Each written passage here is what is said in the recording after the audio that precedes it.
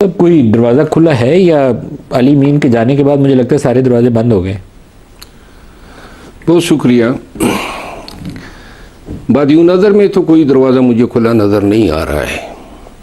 गर्चे आपके और आपके सामीन नाजरीन के इतला के लिए अर्ज़ कर दूं कि गुज़िश्ता एक हफ़्ते में KP हुकूमत ने और PTI के कर्ता धर्ताओं ने एक बड़े ही अच्छे जस्तर से जो हैं फेडरल गवर्नमेंट को नवाजा है, और मेरा ख्याल है कि इसके ज़रिए शायद दरवाज़ा खोलने की कोशिश की जा रही है। वो क्या?